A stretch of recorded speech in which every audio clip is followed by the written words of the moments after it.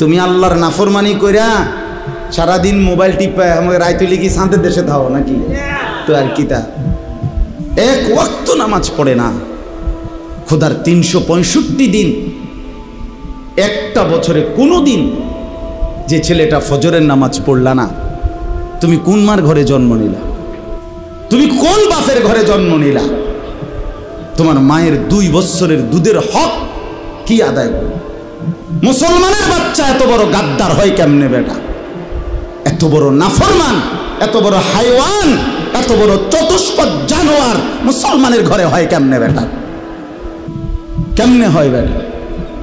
এই জন্য মনে রাখো বেটা, যে কপালে সেজদা নাই সে কোনো মানুষ না। যে সেজদা দেয় না সে মানুষ নয়, মানুষ নয়, জানোয়ার। সে জানোয়ার, হাইওয়ান, এটা চতুষ্পদ জন্তু, এটা জানোয়ার, এটা মানুষ না। যে কপাল সেজদা দেয় না। কেন আসলি বেটা তুই পৃথিবীতে বেটা? শুধু ভাত, শুধু খানা, শুধু পেশাব পায়খানা, শুধু লজ্জাস্থানের চাহিদা, শুধু শাহওয়াত, শুধু জিনা, শুধু ব্যভিচার, শুধু নারী, শুধু উলঙ্গ ছবি। আরে এটা তো কুত্তা বিলার স্বভাব ছাড়া আর কিচ্ছু হইতে পারে না বেটা। এ তো জন্তু জানোয়ারের স্বভাব হইতে পারে বেটা। মানুষের ঘরে মুসলমান, অথচ সে তার আল্লাহকে সেজদা করে না। তো কি মানুষ হইলি বেটা? কি পড়ালেখা শিখলি যুবক? এই ছেলে কি পড়লি বেটা? কার জমিনে বড় হইলি? কার আসমানের নিচে রইলি? কি রে বেটা, আমরা চেহারা চিনি না? এখানে দাঁড় করাই এখন বেনামাজি, চেহারা দেখলেই তো চিনা যায়। বেনামাজির চেহারার মধ্যে তো কোনো দয়া মায়া থাকে না। বেনামাজির চেহারা তো নির্লজ্জ, বেহায়া, বেশরম, পাষাণ, দয়া মায়াহীন, এমন মনে হয়। এজন্য বন্ধু, নিজেকে আরেকবার ভেবে দেখো। তুমি মায়ের সন্তান, তুমি বাবার সন্তান, তুমি মুসলমানের সন্তান। এই কালেমা বড় দামি কালেমা। আমি 72 বছর বয়স্ক, 72 বছর বয়স বুড়া চাচা, এরকম একজন বয়স্ক লোককে গত আগস্ট মাসে কালেমার দাওয়াত দিছিলাম। উনি হিন্দু। 2.5 ঘন্টা ওনারে বুঝাইছিলাম, বলছিলাম, কিন্তু উনি এটা বলে যে ঈশ্বর অদ্বিতীয়, ঈশ্বরের কোনো অংশীদার নাই, আমি প্রতিমা পূজা করি না। উনি এই কথাটা বলে, কিন্তু উনি কালেমা। আমি বললাম, চাচা, আমাদের সাথে আরো আলেমা ছিল, চাচা আপনি এই কথাটাই বলেন, এই কথাটাই বলেন, এটাই কালেমা। আপনি যেটা বিশ্বাস করেন এই কথাটা মুখে বলেন না, কালেমা আরবিটা বলেন, লা ইলাহা ইল্লাল্লাহু মুহাম্মাদুর রাসূলুল্লাহ, এটা বলেন। কত অনুরোধ করলাম, কামসি পর্যন্ত, বিশ্বাস করেন চাচার মুখ দিয়ে এই কথাটা বাইর করতে পারলাম না। কয় না, আমি এটা পড়তাম না। তখন আমি আমার সাথীদেরকে বললাম, হ্যাঁ এবার 72 বছর বয়স্ক একজন মুরব্বী, 72টা বছর জীবন পার হয়ে গেছে, অথচ তার জবান দিয়ে একটাবার কালেমা উচ্চারণ করল না। আর আল্লাহ তাআলা সেই কালেমা আমাদেরকে কত হাজারবার বলার তৌফিক দিছে। কত বড় নিয়ামত, কত বড় সৌভাগ্য যে আমি এক মুসলমান মায়ের ঘরে জন্ম নিছি, আমি এক মুসলমান বাবার ঘরে জন্ম নিছি। আমাদের কি যোগ্যতা ছিল? আমাদের কোনো যোগ্যতা ছিল এখানে? শুধুই কার দয়া? এত বড় দয়া যে আল্লাহ করলেন, এত বড় মায়া যে আল্লাহ করলেন, নিজে আল্লাহ পছন্দ করে আমারে ঈমান দিলেন, ঈমানদারের ঘরে জন্ম দিলেন, মুসলমানের পরিচয়টুকু দিলেন, মুমিনের পরিচয়টুকু দিলেন। সেই আমি কেমনে আল্লাহর নাফরমানি করি? রাসূলুল্লাহ সাল্লাল্লাহু আলাইহি ওয়াসাল্লাম তিনি বলছেন, যে আমি আসার পরে যদি আজ মুসা নবী জীবিত থাকতো, ঈসা নবী জীবিত থাকতো, নবীজি বলেন তারা দুইজনেও আমি মুহাম্মদের অনুসরণ করা ছাড়া তাদের কোনো উপায় থাকতো না। গোটা পৃথিবীতে আল্লাহ নবী সাল্লাল্লাহু আলাইহি সাল্লাম পরিষ্কার বলছেন আমার আবির্ভাবের পরে আর পৃথিবীর কোনো ধর্ম নাই, ধর্ম শুধু একটাই, আমার মাধ্যমে আল্লাহ তাআলা ইসলামের নাম হিসাবে যেই কালেমা, যেই ধর্ম, যেই বিধান আল্লাহ দিয়েছেন আগামীর ইসরাফিলের ফু পর্যন্ত এটাই বিধান, এটাই কালেমা, এটাই ঈমান, এটাই পরিচয়, এটাই জান্নাত লাভের একমাত্র রাস্তা। তো সেই পরিচয়টা আল্লাহ আমাদেরকে দিয়েছেন।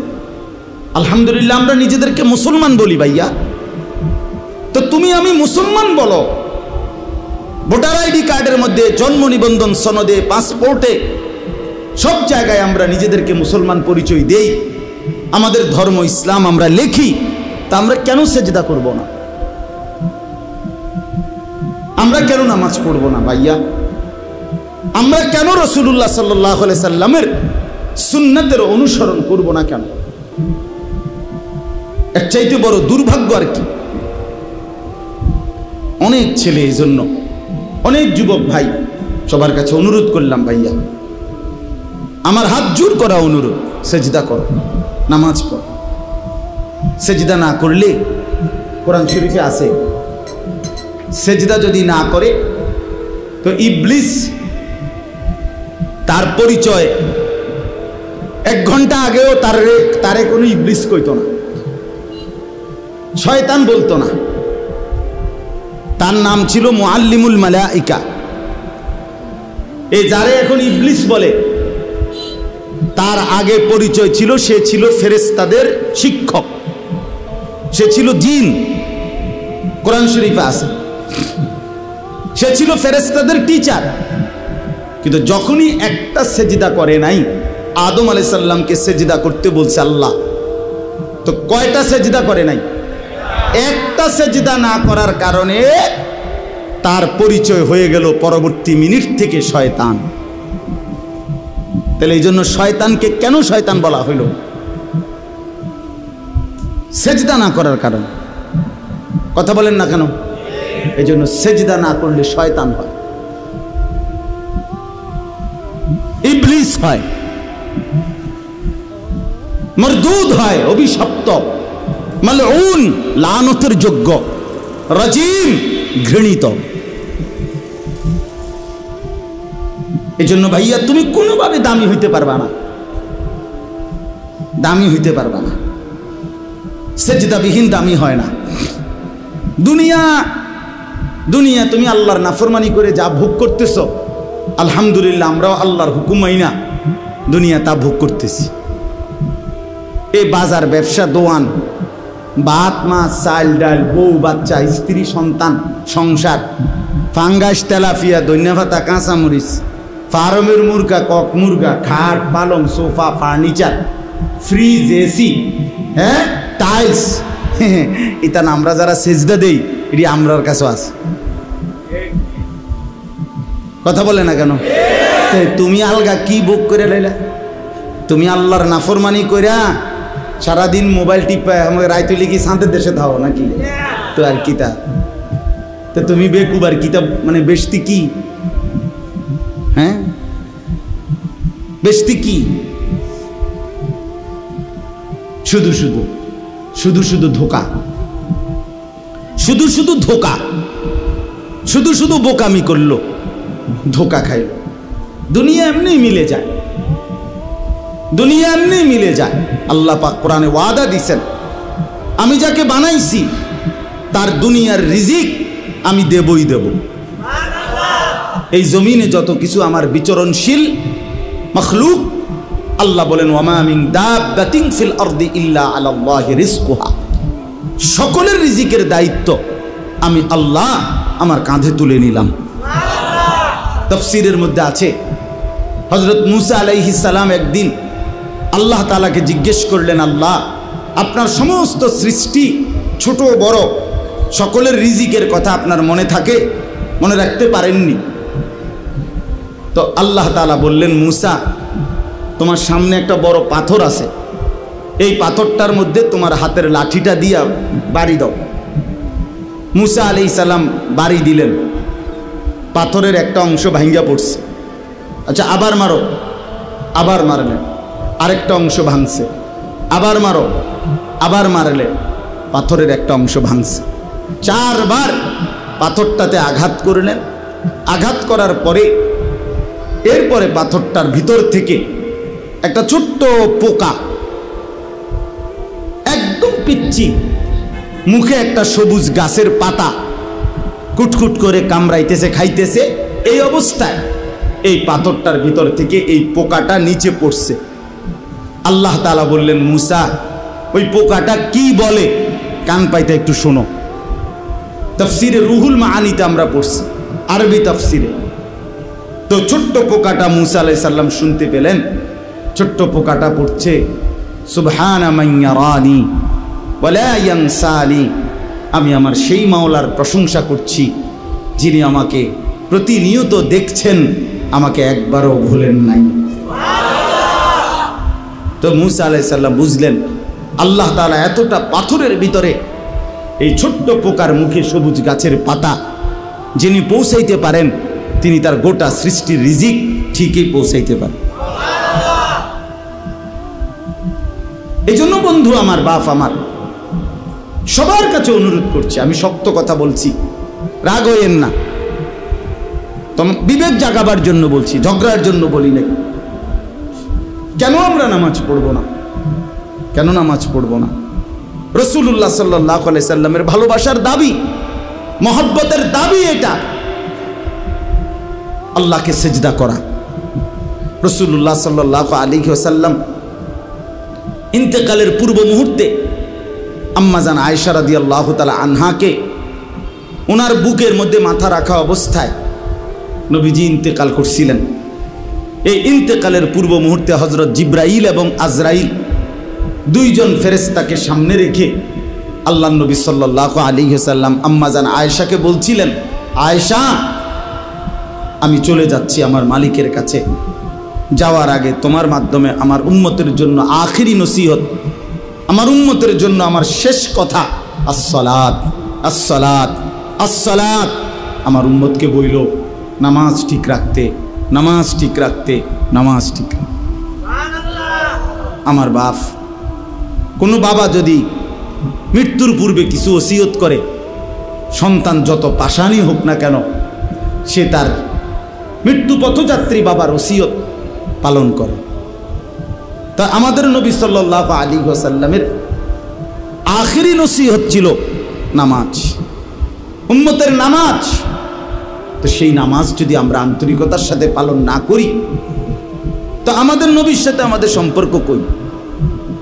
রাসূলুল্লাহ সাল্লাল্লাহু আলাইহি সাল্লাম কোরআনের মধ্যে আছে, সূরা নিসার মধ্যে আল্লাহ তাআলা বলছে, বন্ধু আপনাকে সামনে রেখে আপনার উম্মতের আমলনামা খোলা হবে। তো নবীজি সাল্লাল্লাহু আলাইহি সাল্লামের সামনে যখন আমলনামা উম্মতের খুলবে, তা আল্লাহ নবী সাল্লাল্লাহু আলাইহি সাল্লাম যখন দেখবে আমলনামায় পৃষ্ঠার পর পৃষ্ঠা, পৃষ্ঠার পর পৃষ্ঠা, এক ওয়াক্ত নামাজ নাই, ফজরের নামাজ নাই, 10 বছর, 5 বছর, 3 বছর, রাসূলুল্লাহ সাল্লাল্লাহু আলাইহি সাল্লাম বলবেন, হায় উম্মত, আমি শেষবারের মতো বলে গেছিলাম, আমার শেষ ওসিয়তটা ছিল নামাজ। তুই উম্মত আমার শেষ কথাটাও, আমার মৃত্যু পথযাত্রার সময় কথাটাও পালন করলি না। এই কি আমলনামা নিয়ে আসলি? আমি কেমনে আমার আল্লাহর কাছে সুপারিশ করব? নবী সাল্লাল্লাহু আলাইহি সাল্লামের সুপারিশ এটা মামুর বাড়ি না, হাউজে কাউসারের পানি সস্তা দরের কোনো পানি না যে আপনি চাইবেন আর দিয়ে দিবে। না না বাপ, বিষয়টা এমন না। আপনি ভালো আলেম থেকে জিজ্ঞাসা করে নিয়েন। সুপারিশ এটা আপনার মামুর বাড়ির আবদার না। কাকে সুপারিশ করবেন তা আল্লাহর পক্ষ থেকে নির্ধারিত করা আছে। কাকে হাউজে কাউসারের পানি পান করাবেন তাও আল্লাহ তাআলার পক্ষ থেকে নির্ধারিত করা আছে, নির্ধারিত করা আছে। এই জন্য এটাকে একবার ছোট্টখাট্ট খামখেয়ালি মনে করলে হইতো না। এই জন্য আপনি এই আমলনামা কেমনে দেখাইবেন? যুবক ভাই, তুমি তোমার এই নওজোয়ান কালের এই আমল নামাটা কেমনে দেখাইবা যে একটা সেজদাও নাই, ফজর জোহর আসর মাগরিব এশা নাই? এমন হইল কেন? এই জন্য আমরা যারা রাসূলুল্লাহ সাল্লাল্লাহু আলাইহি সাল্লামকে ভালোবাসি, আমাদের দায়িত্ব এটা 5 ওয়াক্ত নামাজ পড়া। কি পড়া বলেন? এটা পড়তেই হবে, পড়তেই হবে, এটা পড়তেই হবে। কোরআন এবং সুন্নাহর মধ্যে অসংখ্য প্রমাণ আছে যেখান থেকে আল্লাহ এবং তার রাসূল নামাজের গুরুত্ব বারবার বারবার বলেছেন। আল্লাহ আমাদেরকে বুঝার তৌফিক দান করেন। আমাদের নবী সাল্লাল্লাহু আলাইহি সাল্লাম সারা আলমের জন্য নবী, সারা কায়নাতের নবী। তা এত বড় শ্রেষ্ঠতম নবী পেয়ে আমরা যদি তাকে মূল্যায়ন না করি, তার কথা পালন না করি, তা এর চাইতে উত্তম আর কে হবে? এর চাইতে উত্তম আর কে আসবে আমাদেরকে বুঝাবার জন্য? নবীজির চাইতে উত্তম আর কে আসবে? কেউ আসবে না। সর্বশ্রেষ্ঠ ব্যক্তি, সর্বশ্রেষ্ঠ ব্যক্তি আল্লাহ তাআলা আমাদের জন্য দান করেছেন। কোরআনুল কারীমের মধ্যে আছে, আল্লাহ তাআলা বলেন, লাকাদ মান্নাল্লাহু আলাল মুমিনিনা ইয বাআসা ফীহিম রাসূলাম মিন আনফুসিহিম। আল্লাহ তাআলা বলেন যে হে মুমিনগণ, আমি আল্লাহ তোমাদের উপরে সবচেয়ে বড় যে দয়া করেছি সেটা হলো আমার রাসূল তোমাদের জন্য পাঠিয়ে দিয়েছি। এই পৃথিবীর সব কিছু আমার নিয়ামত, কিন্তু এগুলো আমি সবাইকে দিছি, কিন্তু আখিরি বন্ধু, আমার আখিরি বন্ধু, আমার শ্রেষ্ঠতম রাসূল, আমার কলিজার টুকরা আমি তোমাদেরকে দিয়ে দিছি, তোমাদের জন্য পাঠাইছি। আল্লাহ তার খাজানার সবচেয়ে বড় সম্পদ আল্লাহ তাআলা দান করছেন আমাদেরকে, দান করছেন আমাদের। এই জন্য দয়া করে আমরা যেন কদর করি। এই আয়াতের তর্জমা শুনেন। নবী সাল্লাল্লাহু আলাইহি সাল্লামকে আল্লাহ তাআলা বলেন, কুল, হে নবী আপনি বলুন, ইয়া আইয়ুহান নাস, হে সমস্ত মানুষ, সারা পৃথিবীর মানুষকে আল্লাহ তাআলা ডাক দিতে বলছে। হে নবী আপনি বলেন, হে লোক সকল, হে জগতের সমস্ত মানুষ, শোনো তোমরা, ইন্নী রাসূলুল্লাহি ইলাইকুম জামিআ, নিশ্চয় আমি আল্লাহর রাসূল, ইলাইকুম জামিআ, তোমাদের সকলের জন্য, সারা পৃথিবীর বিশ্ব মানবতার জন্য আমি হলাম আল্লাহর রাসূল। তো আল্লাহ তাআলা বলেন, আমার পরিচয়টা তুলে ধরেন নবী, আপনার পরিচয়ও তুলে ধরছেন যে আপনি সারা বিশ্ব মানবতার রাসূল। এবার আমার পরিচয়ও ধরেন যে এই কথাটা কে বলছে। আল্লাযী লাহু মুলকুস সামাওয়াতি ওয়াল আরদ, সাত আসমান এবং জমিনের মালিকানা যেই আল্লাহ, তিনি বলছেন যে আমি সারা পৃথিবীর মানুষের জন্য আমি আল্লাহর রাসূল। লা ইলাহা ইল্লা হুয়া ইউহয়ী ওয়া ইউমীতু, তিনি ওই আল্লাহ যিনি ছাড়া আর কোনো ইলাহা নাই, তিনি সকলকে জীবন দেন, তিনি সকলকে মৃত্যু দান করেন। জীবন মৃত্যু দানকারী, একত্ববাদের অধিকারী আর কোনো ইলাহা নাই যিনি ছাড়া।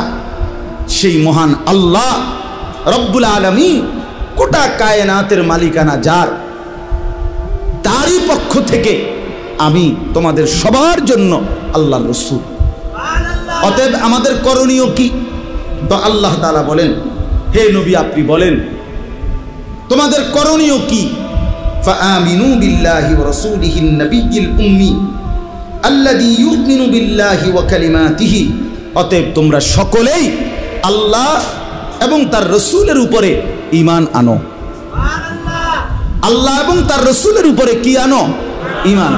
রাসূলের কয়েকটা পরিচয় বলছে যে তিনি আল্লাহর রাসূল, আন-নবী তিনি আল্লাহর নবী, আল উম্মি তিনি দুনিয়াবি পড়ালেখা থেকে মুক্ত, যা বলছেন সরাসরি শুধুমাত্র আল্লাহর কাছ থেকেই বলছেন।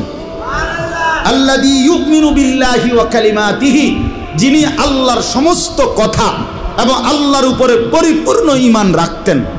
নবীজি আল্লাহ তাআলার সকল হুকুম পালন করছেন কিনা? কথা বলেন না। আল্লাহ তাআলার প্রতি পূর্ণ ইয়াকিন রাখতেন কিনা?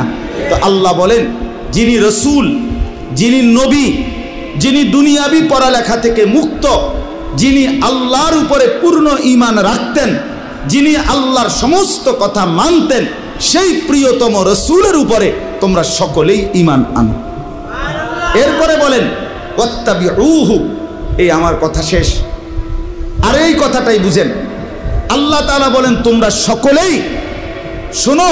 দুই কথা, এক হলো আমার রসুলের উপরে ঈমান আনো, আর দ্বিতীয় কথা হলো ওয়াত্তাবিউহু, তোমরা সকলেই আমার রসুলকে অনুসরণ করো, অনুসরণ করো। নবীর প্রতি ঈমান আনো, নবীকে অনুসরণ করো। কেন? তিনি সবার জন্য রসুল, অন্য আর কারো কাছে গেলে হবে না, তিনি একজন। এই দুইটা দায়িত্ব দিছেন আমাদেরকে আল্লাহ।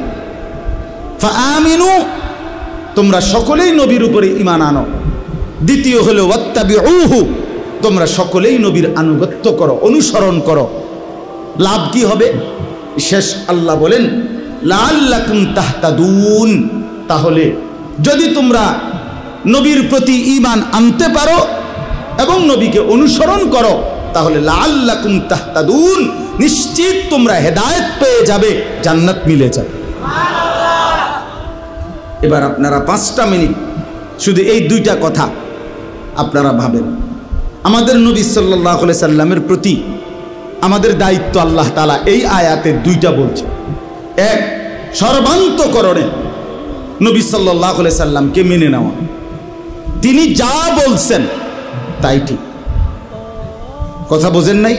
এখানে কোনো যুক্তি, কোনো পরামর্শ, কোনো দিক নির্দেশনা, কোনো মতামত, কোনো অভিযোগ, কোনো আপত্তি কিচ্ছু নেই, তাইলে ঈমান থাকবে না। নবীজি সাল্লাল্লাহু আলাইহি সাল্লাম থেকে যা কিছু প্রমাণিত 23 বছরের, যদি এটা সঠিকভাবে বিশুদ্ধ দলিলের মাধ্যমে প্রমাণিত হয় যে এটা নবীজি বলছেন, নবীজি করছেন, নবীজি সমর্থন করেছেন, কথা বোঝেন নাই, তাহলে আমাদের দায়িত্ব একটাই, এটা মেনে নাও। এটা কি করা? এটা মেনে নাও। এখানে কোনো এশকাল করা যাবে না, কোনো কিছু না, কোনো আনা বর্তমান যুগে, বর্তমান অবস্থার প্রেক্ষাপটে ইত্যাদি ইত্যাদি না, কোনো কিছু না। কিয়ামত পর্যন্ত তিনি যা বলেছেন, তিনি যা করেছেন, তিনি যা সমর্থন করেছেন, তার উপরে ঈমান আনা, মেনে নেওয়া খোদার কসম আমাদের হেদায়েতের জন্য, আখিরাতের মুক্তির জন্য বাধ্যতামূলক, বাধ্যতামূলক। 2 নাম্বার হলো ওয়াত্তাবিউহু, নবী সাল্লাল্লাহু আলাইহি সাল্লামকেই একমাত্র অনুসরণ করা, তার 23 বছর পুরা মেনে নেওয়া, তার পুরা জিন্দেগি মেনে নেওয়া, আর তাকে অনুসরণ করা। হেদায়েতের জন্য এই 2 জিনিস জরুরি। এই জন্য বাপ একটা কথা বলি, আপনাদের কাছে ইনসাফের সাথে মনে রাখেন, বাস্তব কথা হলো এটা, নিজের বিবেককে ধোঁকা দিয়েন না, নিজের আখিরাত বরবাদ করেন না। আমি আপনাদের কাছে অনুরোধ করি, আমরা দলাদলি ঠেলাঠেলি না। ইনসাফের কথা হলো, আসলে কোরআনুল কারীমের মধ্যে অসংখ্যবার আল্লাহ তাআলা এই কথাটা বলছেন যে বন্ধুকে অনুসরণ করো, অনুসরণ করো। ফাত্তাবিউহু আল্লাযীনা ইয়াত্তাবিউনাল রাসূলান নাবিয়্যাল উম্মি লাকাদ কানা লাকুম ফি রাসূলিল্লাহি উসওয়াতুন হাসানাহ ওয়া ইন্নাকা লাআলা খুলুকিন আযীম মা আতাকুমুর রাসূলু ফাখুযু। বারবার বারবার বারবার বারবার বারবার বারবার একটা কথা আল্লাহ বারবার বলছে, আমার বন্ধুকে অনুসরণ করো, আমার বন্ধুকে অনুসরণ করো, আমার বন্ধুকে অনুসরণ করো। নবীজি নিজে বলছেন, তোমাদের মনের চাহিদার বিপরীতে যতক্ষণ পর্যন্ত তোমরা আমাকে অনুসরণ না করবে, ততক্ষণ তোমরা পূর্ণ মুমিন হইতে পারবে না। নবীজি বলছে, তোমরা আমার সুন্নাতকে আঁকড়িয়ে ধরো, তোমরা মাড়ির দাঁত দিয়ে আমার সুন্নাতকে ধরো। বিশ্বাস করেন, এই শেষ কথাটা বুঝেন। এভাবে বহুভাবে আল্লাহ তাআলা নবীজির জবান দিয়ে শুনাইছেন, নবীজি আমাদেরকে শুনাইছেন নবীজিকে অনুসরণ করতে। অনুসরণ, অনুসরণ, অনুসরণ, অনুসরণ, ইত্তেবা। অতএব একজন মুসলমানের রাসূলুল্লাহ সাল্লাল্লাহু আলাইহি সাল্লামের প্রতি ভালোবাসা, ইশক, মহব্বত নবীর প্রেম, নবীর ভালোবাসা প্রমাণিত হবে। ইনসাফের কথা হলো এটাই, অনুসরণের মাধ্যমে। বিশ্বাস করে অনুসরণবিহীন ভালোবাসা হয় না, ভালোবাসা হয় না। ওই ভালোবাসা আখিরাতে টিকবে না, বিশ্বাস করে। আল্লাহর দোহাই বললাম, শুধুমাত্র লাফালাফি ফালাফালি করলে, শুধুমাত্র ঢাক ঢোল বাজাইলে, শুধুমাত্র সই হুল্লুর হাঙ্গামা করলে, শুধুমাত্র বিভিন্ন আইটেম মুখরোচক মজাদার খাবার খাইলে রাসূলুল্লাহ সাল্লাল্লাহু আলাইহি সাল্লামের অনুসরণ, সুন্নতের ইত্তেবা, নবীজির পদাঙ্ক অনুসরণ, এটা যদি আপনার আমার মধ্যে না থাকে, বিশ্বাস করেন হাসরের ময়দানে এই ভালোবাসা টিকবে না। দুনিয়া মিলে যাবে, আখিরাত মিলবে না, পরকাল মিলবে না। এই জন্য আজকে এই কথাটাই বললাম। এখানে আল্লাহ তাআলা বললেন যে তোমাদের দুইটা দায়িত্ব, তোমরা আমার বন্ধুর প্রতি ঈমান আনবা, ওয়াত্তাবিউহু, এবং তাকে অনুসরণ করো, অনুসরণ করো। আজকে আফসোসের বিষয় হলো আমরা এই কথাটাই বুঝাইতে পারি না যে রাসূলুল্লাহ সাল্লাল্লাহু আলাইহি সাল্লামের সুন্নাতের অনুসরণের মাধ্যমে নবীজিকে ভালোবাসতে হয়। আপনি বছরের পর বছর কোনোদিন মেসওয়াক করলেন না, অথচ নবীজি মৃত্যু পর্যন্ত, কসম আল্লাহ, বুখারী শরীফের হাদিস, নবীজি ইন্তেকালের মুহূর্তে শেষ যখন দুনিয়া থেকে বিদায় নিবে, সেদিনও নবীজির হাতে, নবীজির আখিরি আমল ছিল নবীজি মিসওয়াক করছেন। আম্মা জান আয়েশা রাদিয়াল্লাহু তাআলা আনহা বলছেন, আমি নিজে মিসওয়াক চাবাইয়া দিছি নরম করে। নবীজি আস্তে আস্তে মিসওয়াক করছেন, এর কিছুক্ষণের মধ্যেই আল্লাহ তাআলার সান্নিধ্যে চলে গেছে। তাইলে আপনি কোনোদিনও মিসওয়াক করলেন না, টুথপেস্ট ব্রাশ আপনার কোনোদিন মিস হলো না, আপনি ব্রাশ করতে ভুললেন না, মিসওয়াক করতে মনে পড়লো না, আপনি দস্তরখান বিছাইতে মনে পড়লো না, ডাইনিং টেবিল ভুললেন না,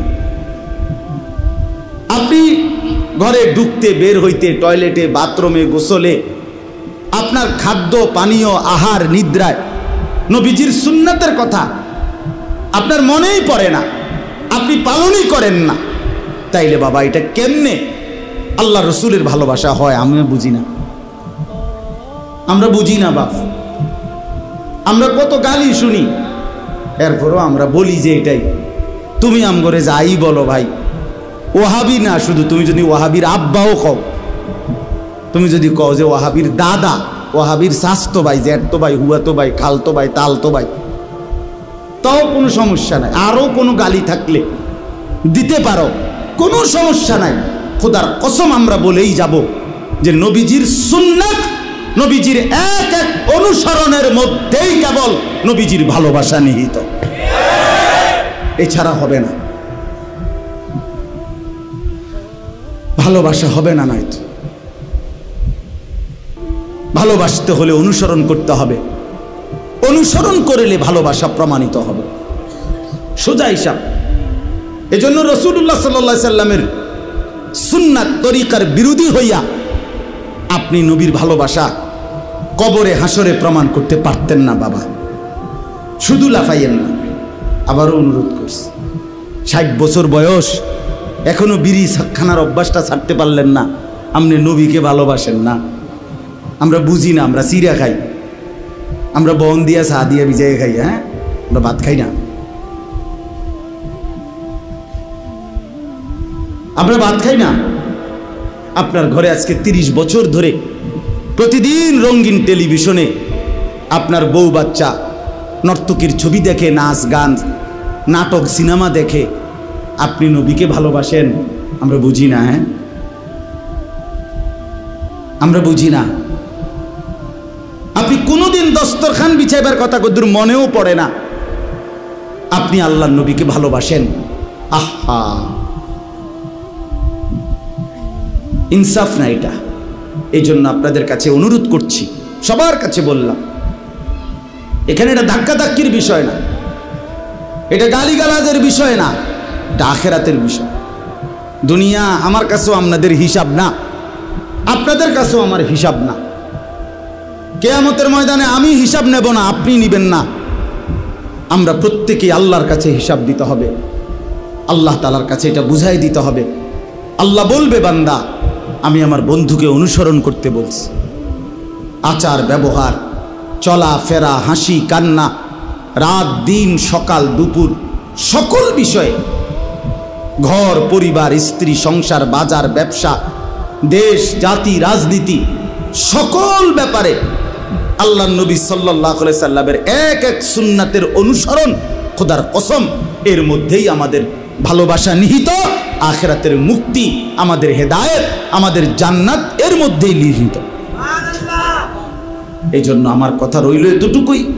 সাহাবায়ে কেরাম এটাই বুঝতেন, সাহাবায়ে কেরাম নবীজিকে অনুসরণ করতেন, আর এই অনুসরণের মধ্যে ভালোবাসা প্রমাণ দিতেন।